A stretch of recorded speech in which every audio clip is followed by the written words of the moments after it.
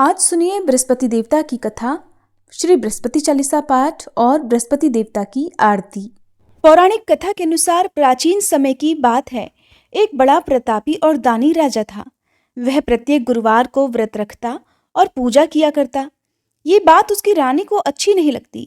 न वह व्रत करती और न ही किसी को एक भी पैसा दान में देती, और राजा को भी ऐसा करने से मना किया करती।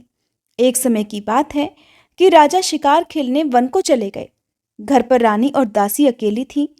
उसी समय गुरु बृहस्पति साधु का रूप धारण कर राजा के दरवाजे पर भिक्षा मांगने गए। साधु ने रानी से भिक्षा मांगी, तब वह कहने लगी, हे साधु महाराज, मैं तो इस दान और पुण्य से तंग आ गई हूँ। आप कोई ऐसा उपाय बताइए जिससे ये सारा धन नष्ट हो जाए और मैं आराम से रह सकूं। तब साधु रूपी बृहस्पति देव कहने लगे, हे देवी, तुम बड़ी विचित्र हो। संतान और धन से भी कोई दुखी होता है।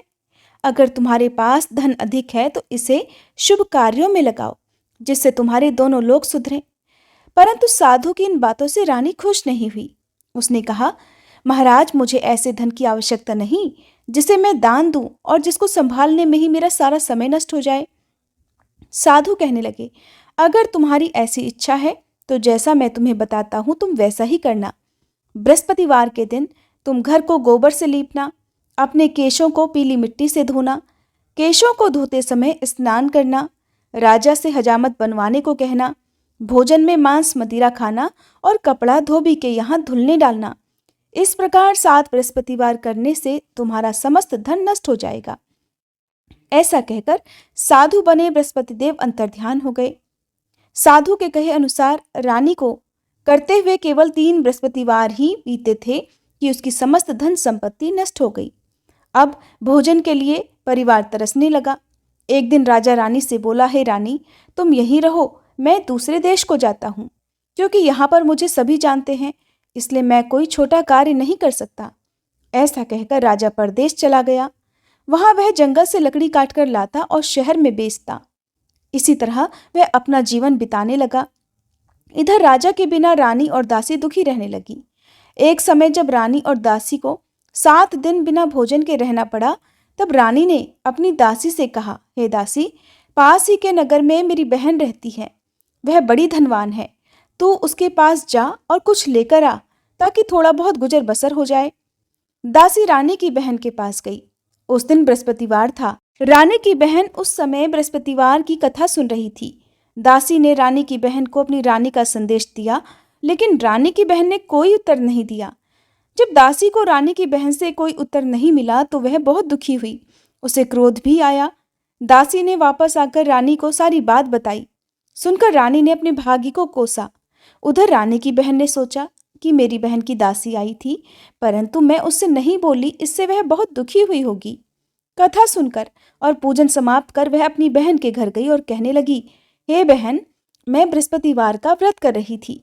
तुम्हारी दासी गई, परंतु जब तक कथा होती है तब तक ना उठते हैं ना बोलते हैं, इसलिए मैं नहीं बोली। कहो दासी क्यों गई थी? तब रानी कहने लगी, बहन, हमारे घर अनाज नहीं था। ऐसा कहते कहते रानी की आंखें भर आईं। उसने दासियों समेत भूखा रहने की बात भी अपनी बहन को बताई। रानी की बहन बोली, बहन देखो, बृहस्पति देव भगवान सबकी मनोकामनाएं पूर्ण करते हैं। देखो, शायद तुम्हारे घर में अनाज रखा हो। ये सुनकर दासी घर के अंदर गई तो वहां उसे एक घड़ा अनाज का भरा मिल गया। उसे बड़ी हैरानी हुई, क्योंकि उसने तो एक एक बर्तन देख लिया था। उसने बाहर आकर रानी को बताया। दासी रानी से कहने लगी, हे रानी, जब हमको भोजन नहीं मिलता तो हम व्रत ही तो करते हैं, इसलिए क्यों ना इनसे व्रत और कथा की विधि पूछ ली जाए। हम भी व्रत किया करेंगे। दासी के कहने पर रानी ने अपनी बहन से बृहस्पतिवार व्रत के बारे में पूछा। उसकी बहन ने बताया, बृहस्पतिवार के व्रत में चने की दाल और मुनक्का से विष्णु भगवान का केले की जड़ में पूजन करें और दीपक जलाएं, पीला भोजन करें और कथा सुने। इससे बृहस्पति देव भगवान प्रसन्न होते हैं और मनोकामना पूर्ण करते हैं।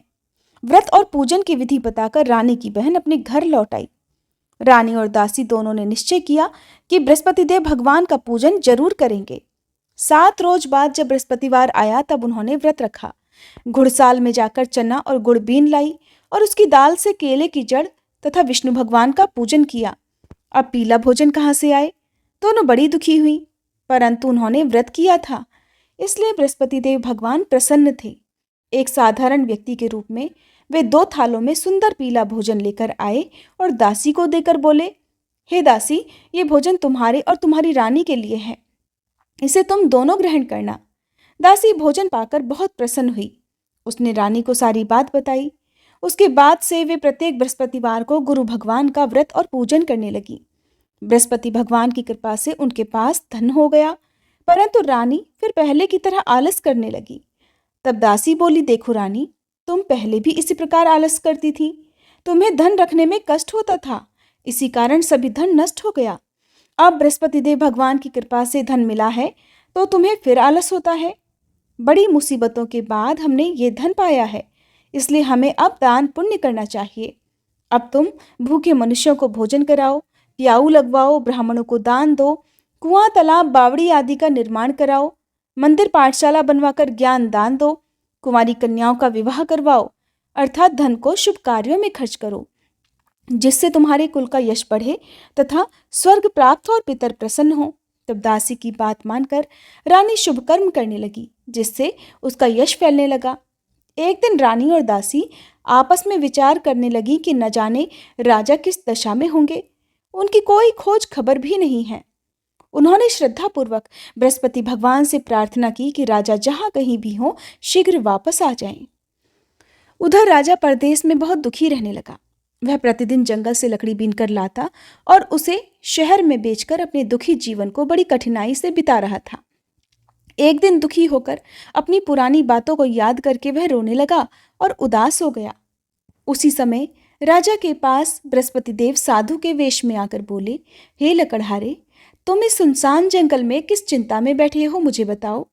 यह सुनकर राजा की आंखों में आंसू भर आए। साधु को प्रणाम करके राजा ने अपनी पूरी कहानी सुना दी। महात्मा दयालु होते हैं। वे राजा से बोले, हे राजा, तुम्हारी पत्नी ने बृहस्पति देव के प्रति अपराध किया था, जिसके कारण तुम्हारी ये दशा हुई। अब तुम चिंता मत करो, भगवान तुम्हें पहले से अधिक धन देंगे। देखो, तुम्हारी पत्नी ने बृहस्पतिवार का व्रत प्रारंभ कर दिया है। अब तुम भी बृहस्पतिवार का व्रत करके चने की दाल और गुड़ जल के लोटे में डालकर केले का पूजन करो, फिर कथा कहो या सुनो। भगवान तुम्हारी सभी कामनाओं को पूर्ण करेंगे। साधु की बात सुनकर राजा बोला, हे प्रभु, लकड़ी बेचकर तो इतना पैसा भी नहीं मिलता जिससे भोजन के बाद में कुछ बचा सकूं, और मैंने रात में अपनी रानी को व्याकुल देखा है। मेरे पास कोई साधन नहीं जिससे उसका समाचार जान सकूं, फिर मैं कौन सी कहानी कहूं, ये भी मुझको नहीं पता। साधु महाराज कहने लगे, हे राजा, मन में बृहस्पति भगवान के पूजन व्रत का निश्चय करो, वे स्वयं तुम्हारे लिए कोई राह बना देंगे। बृहस्पतिवार के दिन तुम रोजाना की तरह लकड़ियां लेकर शहर में जाना। तुम्हें रोज से 2 गुना धन मिलेगा, जिससे तुम भलीभांति भोजन कर लोगे और बृहस्पति देव की पूजा का सामान भी आ जाएगा। जो तुमने बृहस्पतिवार की कहानी के बारे में पूछा है वह इस प्रकार है। प्राचीन काल में एक बहुत ही निर्धन ब्राह्मण था। उसके कोई संतान नहीं थी। वह नित्य पूजा पाठ करता, लेकिन उसकी स्त्री ना तो स्नान करती ना किसी देवता का पूजन करती। इस कारण ब्राह्मण देवता बहुत दुखी रहते थे। फिर भगवान की कृपा से ब्राह्मण के यहाँ एक कन्या उत्पन्न हुई। वह कन्या बड़ी होने लगी। प्रातःकाल स्नान करके वह भगवान विष्णु का जप करती, बृहस्पतिवार का व्रत भी करने लगी। पूजा पाठ समाप्त कर पाठशाला जाती तो वह अपनी मुट्ठी में जौ भर के ले जाती और पाठशाला के मार्ग में डालती जाती। लौटते समय वही जौ स्वर्ण के हो जाते तो उनको बीनकर घर ले आती। एक दिन वह बालिका सूप में उन सोने के जौ को फटक कर साफ कर रही थी कि तभी उसकी माँ ने देख लिया और कहने लगी, हे बेटी, सोने के जौ को फटकने के लिए तो सोने का सूप भी होना चाहिए। दूसरे दिन गुरुवार था। कन्या ने व्रत रखा और बृहस्पति देव से सोने का सूप देने की प्रार्थना की। बृहस्पति देव ने उसकी प्रार्थना स्वीकार कर ली। रोजाना की तरह वह कन्या जौ फैलाती हुई पाठशाला चली गई। पाठशाला से लौटकर जब वह जौ बीन रही थी तब बृहस्पति देव की कृपा से उसे सोने का सूप भी मिल गया। उसे वह घर ले आई और उससे जौ साफ करने लगी, परंतु उसकी माँ का वही ढंग रहा। एक दिन की बात है, वह कन्या सोने के सूप में जौ साफ कर रही थी। उसी समय उस नगर का राजकुमार वहां से निकला। कन्या के रूप और कार्य को देखकर वह उस पर मोहित हो गया। राजमहल आकर वह भोजन तथा जल त्याग कर उदास होकर लेट गया। राजा को जब राजकुमार द्वारा अन्न जल त्यागने का समाचार ज्ञात हुआ तब वह अपने मंत्रियों के साथ अपने पुत्र के पास गया और कारण पूछा। राजकुमार ने राजा को उस लड़की के घर का पता भी बता दिया। मंत्री उस लड़की के घर गया। मंत्री ने ब्राह्मण के समक्ष राजा की ओर से निवेदन किया और कुछ ही समय बाद ब्राह्मण की कन्या का विवाह राजकुमार के साथ संपन्न हो गया। कन्या के घर से जाते ही ब्राह्मण देवता के घर में पहले की तरह गरीबी का निवास हो गया। एक दिन दुखी होकर ब्राह्मण अपनी पुत्री से मिलने गए। बेटी ने पिता की दुखी अवस्था को देखा और अपनी माँ का हाल पूछा। ब्राह्मण देवता ने सभी हाल कह सुनाया। तब कन्या ने बहुत सा धन देकर अपने पिता को विदा कर दिया, लेकिन कुछ दिन के बाद फिर वही हाल हो गया। ब्राह्मण फिर अपनी कन्या के यहाँ गया और सभी हाल कहा तो पुत्री बोली, हे पिताजी, आप माताजी को यहाँ लिवा लाओ, मैं उन्हें वह विधि बता दूंगी जिससे गरीबी दूर हो जाए। ब्राह्मण देवता अपनी पत्नी को साथ लेकर अपनी पुत्री के पास राजमहल पहुंचे। तब पुत्री अपनी माँ को समझाने लगी, हे माँ, तुम प्रातःकाल स्नान आदि करके विष्णु भगवान का पूजन करो तो सब दरिद्रता दूर हो जाएगी। परंतु उसकी माँ ने उसकी एक बात भी नहीं मानी। वह प्रातःकाल उठकर अपनी पुत्री की बची जूठन को खा लेती थी। एक दिन उसकी पुत्री को बहुत गुस्सा आया। उसने अपनी माँ को एक कोठरी में बंद कर दिया। प्रातः उसे स्नान आदि करा के पूजा पाठ करवाया तो उसकी माँ की बुद्धि ठीक हो गई। इसके बाद वह नियम से पूजा पाठ करने लगी और प्रत्येक बृहस्पतिवार को व्रत भी रखने लगी। इस व्रत के प्रभाव से मृत्यु के बाद वह स्वर्ग को गई। वह ब्राह्मण देवता भी सुखपूर्वक इस लोक का सुख भोगकर स्वर्ग को प्राप्त हुए। इस तरह कहानी कहकर साधु बने देवता वहां से आलोप हो गए। धीरे धीरे समय बीतने पर फिर बृहस्पतिवार का दिन आया। राजा जंगल से लकड़ी काटकर शहर में बेचने गया। उसे उस दिन और दिनों से अधिक धन मिला। राजा ने चना गुड़ आदि लाकर बृहस्पतिवार का व्रत किया। उस दिन से उसके सभी क्लेश दूर हुए। परंतु जब अगले गुरुवार का दिन आया तो वह बृहस्पतिवार का व्रत करना भूल गया। इसी कारण बृहस्पति भगवान नाराज हो गए। उस दिन उस नगर के राजा ने विशाल यज्ञ का आयोजन किया था तथा अपने समस्त राज्य में घोषणा करवा दी कि सभी मेरे यहाँ भोजन करने आए, किसी के घर चूल्हा न जले और इस आज्ञा को जो न मानेगा उसको फांसी की सजा दी जाएगी। राजा की आज्ञा अनुसार राज्य के सभी निवासी राजा के भोज में सम्मिलित हुए, लेकिन लकड़हारा कुछ देर से पहुंचा, इसलिए राजा उसको अपने साथ महल में ले गए। जब राजा लकड़हारे को भोजन करा रहे थे तब रानी की दृष्टि उस खूंटी पर पड़ी जिस पर उसका हार लटका हुआ था। उसे हार खूंटी पर लटका दिखाई नहीं दिया। रानी को निश्चय हो गया कि मेरा हार इसी लकड़हारे ने चुरा लिया है। उसी समय सैनिकों को बुलवाकर उसको जेल में डलवा दिया। अब लकड़हारा जेल में विचार करने लगा कि न जाने कौन से पूर्व जन्म के कर्म से मुझे ये दुख प्राप्त हुआ है, और जंगल में मिले साधु को याद करने लगा। तत्काल बृहस्पति देव साधु के रूप में प्रकट हो गए और कहने लगे, अरे मूर्ख, तूने बृहस्पति देवता की कथा नहीं की, उसी कारण तुझे ये दुख प्राप्त हुआ है। अब चिंता मत कर, बृहस्पतिवार के दिन जेल खाने के दरवाजे पर तुझे 4 पैसे पड़े मिलेंगे। उनसे तू बृहस्पतिवार की पूजा करना तो तेरे सभी कष्ट दूर हो जाएंगे।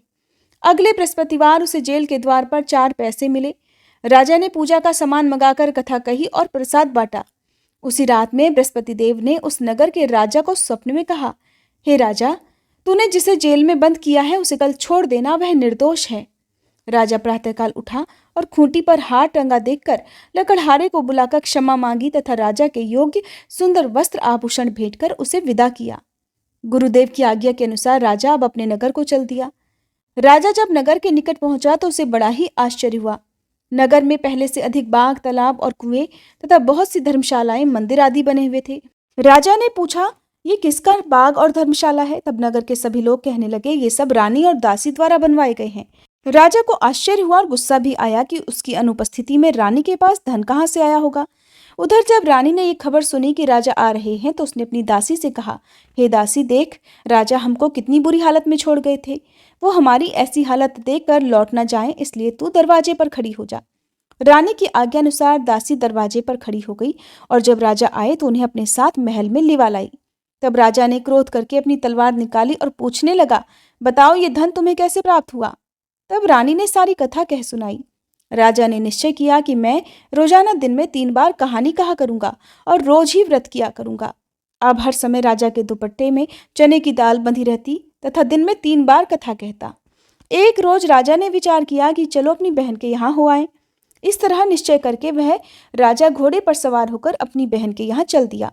मार्ग में उसने देखा कि कुछ आदमी एक मुर्दे को लिए जा रहे हैं। उन्हें रोककर राजा कहने लगा, अरे भाइयों, मेरी बृहस्पतिवार की कथा सुन लो। वे बोले, लो, हमारा तो आदमी मर गया है, इसको अपनी कथा की पड़ी है। परंतु कुछ आदमी बोले, अच्छा कहो, हम तुम्हारी कथा भी सुनेंगे। राजा ने दाल निकाली और अपनी कथा कहनी शुरू कर दी। जब कथा आधी हुई तो मुर्दा हिलने लगा।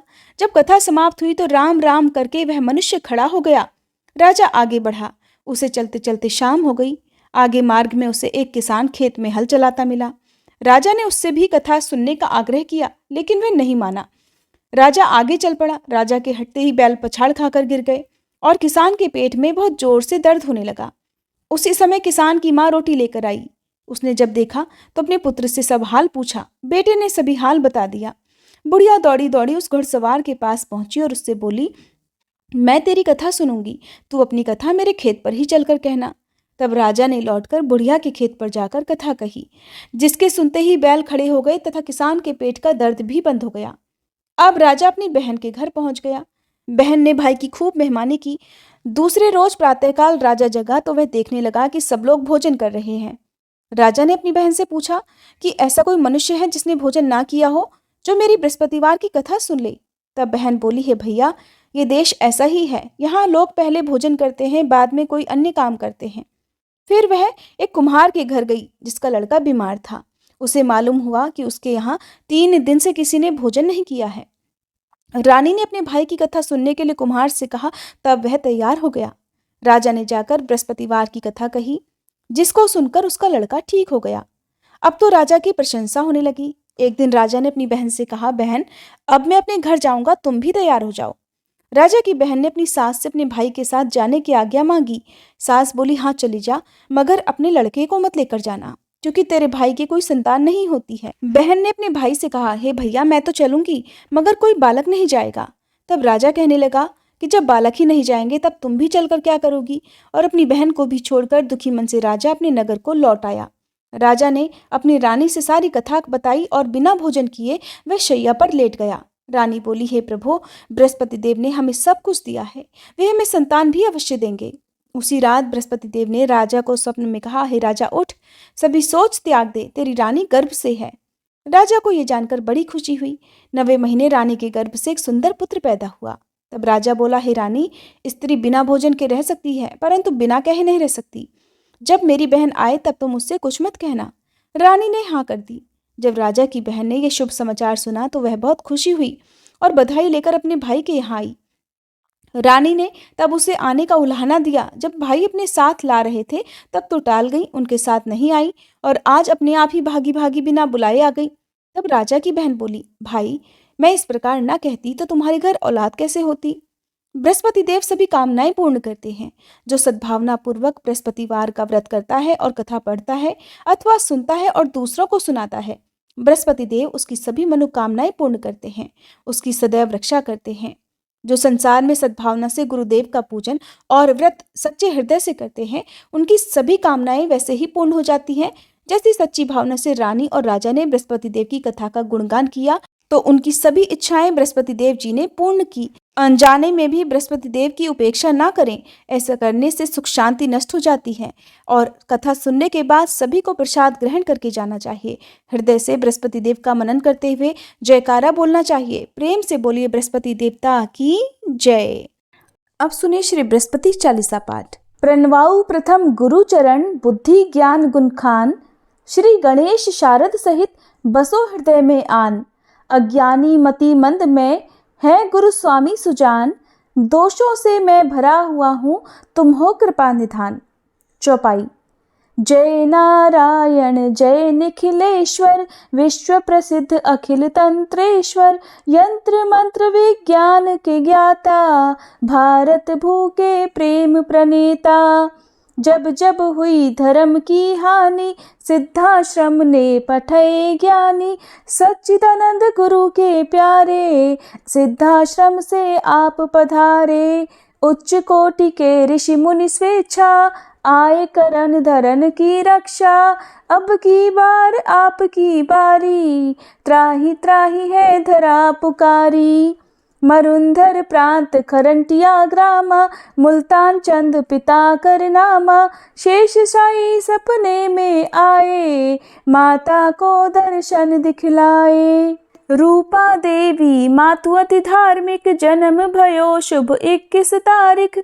जन्म दिवस तिथि शुभ साधक की, पूजा करते आराधक की। जन्म वृतांत सुनाए नवीना, मंत्र नारायण नाम कर दीना। नाम नारायण भव भयहारी, सिद्ध योगी मानव तन धारी। ऋषिवर ब्रह्म तत्व से ऊर्जित, आत्म स्वरूप गुरु गौरवान्वित। एक बार संग सखा भवन में, करी स्नान लगे चिंतन में। चिंतन करत समाधि लागी, सुध बुधहीन भये अनुरागी। पूर्ण करी संसार की रीति, शंकर जैसे बने गृहस्थी। अद्भुत संगम प्रभु माया का, अवलोकन है विधि छाया का। युग युग से भव बंधन रीति, जहाँ नारायण वाही भगवती।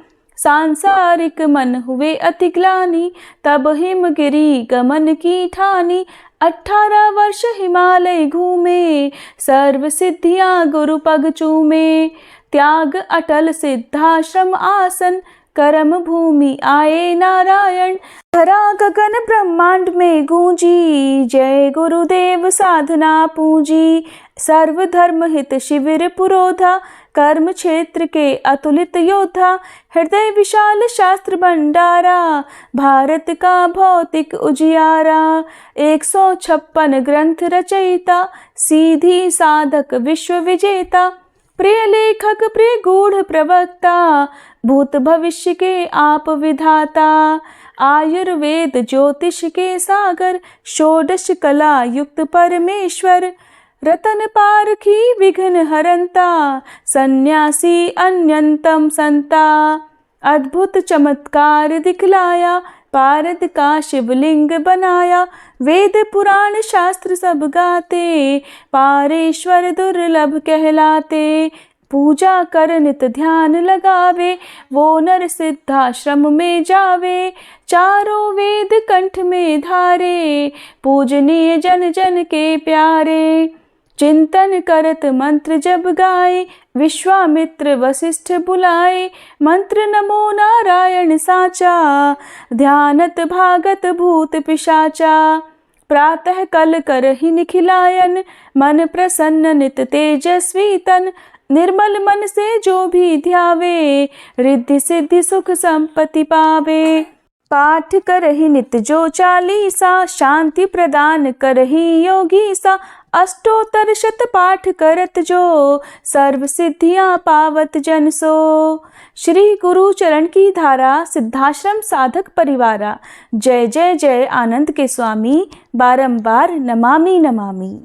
ओम जय बृहस्पति देवा, स्वामी जय बृहस्पति देवा। छिन छिन भोग लगाऊं, कदली फल मेवा। ओम जय बृहस्पति देवा। तुम पूर्ण परमात्मा, तुम अंतर्यामी। स्वामी तुम अंतर्यामी, जगत पिता जगदीश्वर, तुम सबके स्वामी। ओम जय बृहस्पति देवा।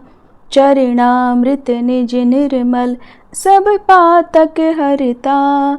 स्वामी सब पातक हरता, सकल मनोरथ दायक, कृपा करो भरता।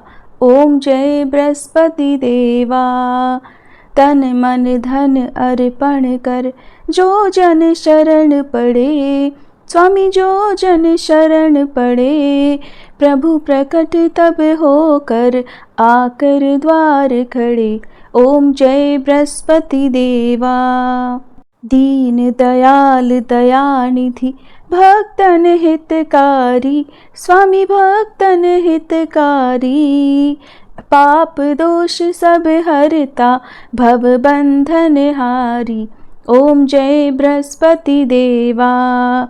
सकल मनोरथ दायक, सब संशय तारो। स्वामी सब संशय तारो, विषय विकार मिटाओ संतन सुखकारी। ओम जय बृहस्पति देवा। जो कोई आरती तेरी प्रेम सहित गावे, स्वामी प्रेम सहित गावे। ज्येष्ठानंद वंद सो सो निश्चय पावे। ओम जय बृहस्पति देवा। ओम जय बृहस्पति देवा। स्वामी जय बृहस्पति देवा। छिन छिन भोग लगाऊं कदली फल मेवा। ओम जय बृहस्पति देवा। अगर आपको वीडियो अच्छी लगी हो तो लाइक ज़रूर कीजिएगा।